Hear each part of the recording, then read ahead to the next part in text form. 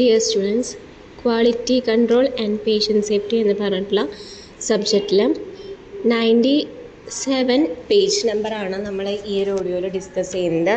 നമ്മൾ കഴിഞ്ഞ ക്ലാസ്സിൽ റെസ്ക്യൂ ബ്രീത്തിങ്ങിനെ കുറിച്ചിട്ടൊക്കെ പറഞ്ഞു. റെസ്ക്യൂ ബ്രീത്തിങ് എന്ന് പറയുമ്പോൾ നമുക്കതുപോലെ തന്നെ ചോക്കിംഗ് എമർജൻസീസൊക്കെ വരുമ്പോൾ നമുക്ക് നമ്മുടെ പേഷ്യൻ്റെ ശരീരത്തിലേക്ക് ഓക്സിജനൊക്കെ കടന്നു പോകുന്നതിൻ്റെ അളവ് കുറവായിരിക്കും. അപ്പോൾ അയാൾക്കൊരു നോർമൽ ബ്രീത്തിങ് സാധ്യമാക്കുന്നതിനൊക്കെ വേണ്ടിയിട്ടും അയാളുടെ ജീവൻ നിലനിർത്തുന്നതിനൊക്കെ വേണ്ടിയിട്ട് നമ്മൾ റെസ്ക്യൂ ബ്രീത്തിങ് ചെയ്യുന്നുണ്ട്. അതുപോലെ തന്നെ റെസ്ക്യൂ ബ്രീത്തിങ്ങിന് വേണ്ടിയിട്ട് കറക്റ്റായിട്ട് ഈ ഒരു മെത്തേഡ്സൊക്കെ അറിയുന്ന ആളുകൾ വേണം വർക്ക് ചെയ്യുന്നതിന് വേണ്ടിയിട്ട്. അതല്ലാത്ത പക്ഷം എന്താണ്, പേഷ്യൻ്റെ കണ്ടീഷൻ അനുസരിച്ച് അവർക്ക് വർക്ക് ചെയ്യാനായിട്ട് സാധിക്കില്ല. അപ്പോൾ പേഷ്യൻറ്റിന് കോംപ്ലിക്കേഷൻ ഉണ്ടാവാനൊക്കെ ആയിട്ടുള്ള സാധ്യതകൾ ഉണ്ടെന്നുള്ള കാര്യങ്ങളൊക്കെയാണ് നമ്മളവിടെ പറഞ്ഞത്. നെക്സ്റ്റ് പറയുന്നത് വാട്ട് ഈസ് ദ ഹെയിംലിച്ച് മാനുവർ ആണ്. എന്താണ് ഹെയിംലിച്ച് മെനുവർ എന്ന് പറഞ്ഞിട്ടുണ്ടെങ്കിൽ, ഈ ഹെയിംലിച്ച് മെനുവർ എന്ന് പറയുന്നത് ഒരു ഫസ്റ്റ് എയ്ഡ് മെത്തേഡാണ്. ചോക്കിങ്ങിന് വേണ്ടിയിട്ടുള്ള ഫസ്റ്റ് എയ്ഡ് മെത്തേഡിനെയാണ് നമ്മൾ ഹെയിംലിച്ച് മാനുവർ എന്ന് പറയുന്നത്. അപ്പോൾ ചോക്കിങ് എന്ന് പറയുമ്പോൾ നമ്മുടെ പേഴ്സണിന് ബ്രീത്ത് ചെയ്യാനായിട്ട് സാധിക്കുന്നില്ല. കാരണം എന്ന് വെച്ചിട്ടുണ്ടെങ്കിൽ ഇപ്പോൾ എന്തെങ്കിലും ഒരു ഫോറിൻ ഐറ്റം, അതിപ്പോൾ ഒരു ഫുഡ് ആയിക്കോട്ടെ, ടോയ്സ് ആയിക്കോട്ടെ, അല്ലെങ്കിൽ ഏതെങ്കിലും ഒരു ഫോറിൻ ഐറ്റം നമ്മുടെ എയർവേയിൽ, അതായത് നമ്മുടെ ത്രോട്ടിലോ അല്ലെങ്കിൽ വിൻ പൈപ്പിലോ ബ്ലോക്കിംഗ് ഉണ്ടാകുമ്പോഴാണ് നമുക്ക് ഈ ഒരു ചോക്കിംഗ് എന്ന് പറഞ്ഞിട്ടുള്ള കണ്ടീഷൻ ഉണ്ടാവുന്നത്. അപ്പം നമുക്ക് ഈ ഒരു ഹെയിംലിച്ച് മെനുവറിനെ പറയുന്ന മറ്റൊരു പേരെന്ന് പറഞ്ഞാൽ അബ്ഡോമിനൽ ത്രസ്റ്റസ് എന്നാണ്. You can see it in different ways on adults and children. അതായത് നമ്മൾ കുട്ടികളിലും അതുപോലെ തന്നെ മുതിർന്നവരിലും പല രീതികളിലാണ്, അതായത് മുതിർന്നവരിൽ ചെയ്യുന്ന അതേ രീതിയല്ല കുട്ടികളിൽ നമ്മൾ ഇംപ്ലിമെൻറ്റ് ചെയ്യുന്നത്. ഇനി how does the Heimlich manoeuvre work, എങ്ങനെയാണ് നമ്മുടെ ഹെയിംലിച്ച് മെനുവർ വർക്ക് ചെയ്യുന്നത്? ഡോക്ടർ ഹെൻറി ഹെയിംലിച്ച് ആണ് നമുക്ക് ഹെയിംലിച്ച് മെനുവർ 1974 ഇംപ്ലിമെൻറ്റ് ചെയ്തിട്ടുള്ളത്. ഇനി ഈ ഹെയിംലിച്ച് ഡിസ്കവേർഡ് ചെയ്തിരിക്കുന്നത് എന്താണെന്ന് വെച്ചിട്ടുണ്ടെങ്കിൽ, discovered that the remaining air in a person's lungs should be used to free a foreign object from their esophagus using quick upward thrusters under their rib cage. അതായത് നമ്മുടെ rib കേജിൽ നമുക്ക് ഞെക്കി കഴിഞ്ഞിട്ടുണ്ടെങ്കിൽ എന്ത് ചെയ്യാനായിട്ട് സാധിക്കും? അതായത് അവരുടെ എയർവേന് തടസ്സപ്പെടുത്തിയിട്ടുള്ള കാര്യങ്ങൾ നമുക്ക് പുറത്തേക്ക് വരാനായിട്ട് സാധിക്കും എന്നുള്ളതാണ് പറയുന്നത്. അപ്പോൾ എന്താണ്, at first the Heimlich manoeuvre didn't catch on with the medical community.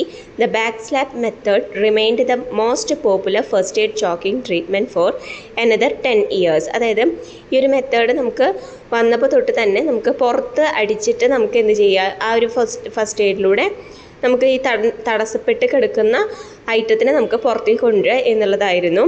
പിന്നെ എന്താണ്, health care providers still recommended back slaps for infants. അതുപോലെ തന്നെ നമുക്ക് ഇപ്പോൾ കുഞ്ഞു കുട്ടികളിലാണെങ്കിൽ ഈ ബാക്ക് സ്ലാപ്സ് തന്നെയാണ് നമ്മൾ കൊടുക്കുന്നത്. അതുപോലെ തന്നെ അൺകോൺഷ്യസ് ആയിട്ടുള്ള അഡൾട്ട്സൊക്കെ ആണെന്ന് വെച്ചിട്ടുണ്ടെങ്കിൽ അവർക്ക് CPR കൊടുക്കാറുണ്ട്. ഇതുപോലെ തന്നെ നമുക്ക് പേഷ്യൻ്റ് അൺകോൺഷ്യസ് ആവുകയാണ്, ഈ ചോക്കിംഗ് സംഭവിച്ച് കഴിഞ്ഞിട്ട് അൺകോൺഷ്യസ് ആവുകയെന്ന് വെച്ചിട്ടുണ്ടെങ്കിൽ കുട്ടികളിലാണെങ്കിലും ചിൽഡ്രൻസിലാണെങ്കിലും ഇൻഫാൻസിലാണെങ്കിലും നമ്മളെന്ത് ചെയ്യും, CPR മെത്തേഡുകൾ കൊടുക്കുന്നുണ്ട്. ഇനി അടുത്ത പറയുന്നത് പ്രൊസീജിയർ ഡീറ്റെയിൽസ് ആണ്. അപ്പോൾ അഡൾട്ട്സും അതുപോലെ തന്നെ ഇൻഫാൻസിനും നമ്മൾ സ്പെഷ്യൽ മെത്തേഡ്സ് കൊടുക്കാറുണ്ട്. അപ്പോൾ അഡൾട്ട്സ് എന്ന് പറയുമ്പോൾ നമുക്ക് അവർക്ക് കൊടുക്കാനായിട്ട് പറ്റുന്നത് വെച്ചിട്ടുണ്ടെങ്കിൽ ഒരു സ്റ്റാൻഡേർഡ് ഹെയിംലിച്ച് മാനുവറാണ് നമ്മൾ കൊടുക്കുന്നത്. ഇനി നമുക്ക് ബേബീസിനൊക്കെ ആണെന്നുവെച്ചിട്ടുണ്ടെങ്കിൽ ബാക്ക് ബ്ലോസ് അല്ലെങ്കിൽ അപ്പർ ചെസ്റ്റ് ത്രസ്റ്റസ് ഒക്കെ വഴി നമുക്ക് എന്താണ് ആ ഒരു തടസ്സപ്പെട്ട് കിടക്കുന്ന ഐറ്റത്തിനെ പുറത്തേക്ക് എടുക്കുകയാണ് ചെയ്യുന്നത്. നെക്സ്റ്റ് പറയുന്നത് when should you use the Heimlich manoeuvre, എന്തുകൊണ്ടാണ് നമ്മൾ ഈ ഒരു ഹെയിംലിച്ച് മെനുവർ യൂസ് ചെയ്യുന്നത്? അപ്പോൾ നമ്മൾ ഈ ഒരു ഹെയിംലിച്ച് മെനുവർ എപ്പോഴൊക്കെ നമ്മളത് യൂസ് ചെയ്യുന്നത് വെച്ചിട്ടുണ്ടെങ്കിൽ person is conscious and choking. Patient conscious ആയിരിക്കണം, അതായത് അയാൾക്ക് ബോധം ഉണ്ടായിരിക്കണം, അതുപോലെ തന്നെ ചോക്കിങ് സംഭവിച്ചിട്ടുണ്ടായിരിക്കണം. അപ്പോൾ നമ്മളിപ്പോൾ അയാളോട് ചോദിക്കുകയാണ്, ഇപ്പോൾ എന്തെങ്കിലും നിങ്ങളുടെ തൊണ്ടയിൽ കുരുങ്ങിക്കിടക്കുന്നുണ്ടോ എന്ന് ചോദിച്ചു കഴിഞ്ഞിട്ടുണ്ടെങ്കിൽ ആ പേഷ്യൻറ്റിന് സ്പീക്ക് ചെയ്യാനായിട്ട് പറ്റാതിരിക്കുക, അതുപോലെ തന്നെ ബ്രീത്ത് ചെയ്യാനായിട്ടോ ചുമയ്ക്കാനായിട്ടൊക്കെ പറ്റാതിരിക്കുന്ന കണ്ടീഷനിലാണ് നമ്മൾ ഈ ഒരു മെത്തേഡ് യൂസ് ചെയ്യുന്നത്. അപ്പോൾ നമുക്ക് പേഴ്സണിനോട് ആദ്യം എന്ത് ചോദിക്കണം, ആർ യു ചോക്കിംഗ് എന്ന് ചോദിക്കണം. അപ്പോൾ പേഷ്യൻറ്റിന് അപ്പോൾ അവിടെ ചുമയ്ക്കാനായിട്ടോ സ്പീക്ക് ചെയ്യാനായിട്ടോ ഒക്കെ പറ്റുന്നുണ്ടോ എന്നുള്ള കാര്യങ്ങൾ നമ്മൾ ചെക്ക് ചെയ്യേണ്ടതാണ്. പിന്നെ അതുപോലെ തന്നെ sometimes their breathing and speaking become weaker and weaker until only grasping sounds come out. അതായത് പേഷ്യൻ്റ് സംസാരിക്കുന്നുണ്ടോ അതോ പകുതിയാണോ നമുക്ക് സംസാരിക്കുന്നത് കേൾക്കാനായിട്ട് സാധിക്കുന്നത്, അതല്ല വെച്ചിട്ടുണ്ടെങ്കിൽ നമുക്ക് ആ ഗ്രാസ്പിംഗ് സൗണ്ട് മാത്രമാണോ കേൾക്കുന്നത്, അങ്ങനെയുള്ള കാര്യങ്ങൾ നമ്മൾ നോട്ട് ചെയ്ത് വെക്കണം.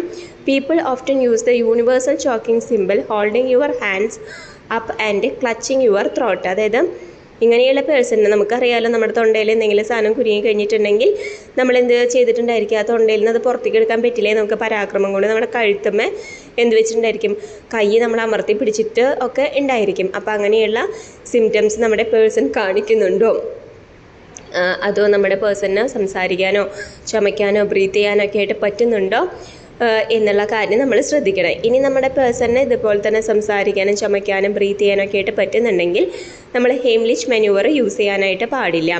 അപ്പോൾ ഒന്നും കൂടി പേഴ്സണിനോട് എന്ത് പറയാം, ആളോട് പറയാം ഒന്നും കൂടി നന്നായിട്ട് ചുമയ്ക്കാനായിട്ട് പറയാം.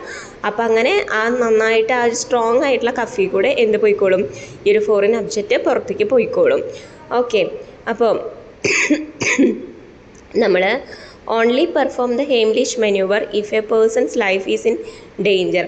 നമ്മൾ ഡേഞ്ചർ ആയിട്ടുള്ള കണ്ടീഷനിലാണെങ്കിൽ മാത്രമേ ഈ ഒരു മെത്തേഡ് നമുക്ക് യൂസ് ചെയ്യാനായിട്ട് പറ്റുള്ളൂ. നെക്സ്റ്റ് പറയുന്നത് how do you perform the Heimlich manoeuvre. എങ്ങനെയാണ് നമുക്ക് ഈ ഒരു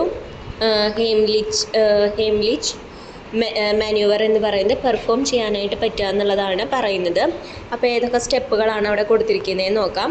ഒന്നാമത്തെ കാര്യം പറയുന്നത്, നമ്മുടെ ആർക്കാണ് ഇത് പറ്റിയിരിക്കുന്നത് അവരുടെ പിന്നിൽ നിന്നിട്ട് കൈകൾ അവരുടെ വയറ്റിൽ വയ്ക്കുക.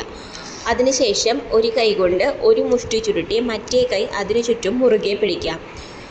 നമ്മുടെ മുഷ്ടിയുടെ തള്ളവിരൽ വശം അവരുടെ വാരിയലിന് തൊട്ട് താഴെയും വയറ്റിലെ നമ്മുടെ പൊക്കിളിന് ഏകദേശം 2 ഇഞ്ച് മുകളിലും വയ്ക്കുക. അതിനുശേഷം കൈകൾ പെട്ടെന്ന് അകത്തേക്കും മുകളിലേക്കും 5 തവണ തള്ളുക. അതിനുശേഷം അവരുടെ ശ്വാസനാളത്തിൽ കുടുങ്ങിയ വസ്ത്രവും സ്വതന്ത്രമാകുന്നത് വരെ അല്ലെങ്കിൽ വ്യക്തി അബോധാവസ്ഥയിലാകുന്നത് വരെ ഈ പ്രക്രിയ ആവർത്തിക്കുക. ഇപ്പോൾ നമ്മുടെ പേഷ്യൻ്റ് എന്ന് പറയുന്ന അബോധാവസ്ഥയിലായിട്ടുണ്ടെങ്കിൽ നമ്മൾ എന്ത് ചെയ്യണം, പിന്നീട് CPR ആരംഭിക്കേണ്ടതാണ്. അടുത്ത പറയുന്നത് can you perform the Heimlich manoeuvre on toddlers and childrens. അതായത് നമുക്ക് ഈ ഹെയിംലിച്ച് മാനൂവർ എന്ന് പറയുന്നത് നമുക്ക് വലിയ മുതിർന്നവരിലും അതുപോലെ തന്നെ കുട്ടികളിലൊക്കെ ചെയ്യാനായിട്ട് പറ്റുമെന്നുള്ളതാണ്. അപ്പോൾ നമുക്ക് ഈ ഒരു ടോഡ്ലേഴ്സിലും അതുപോലെ തന്നെ ചിൽഡ്രനിലും ഈ ഹെയിംലിച്ച് മാനൂവർ നമുക്ക് ചെയ്യാനായിട്ട് സാധിക്കും.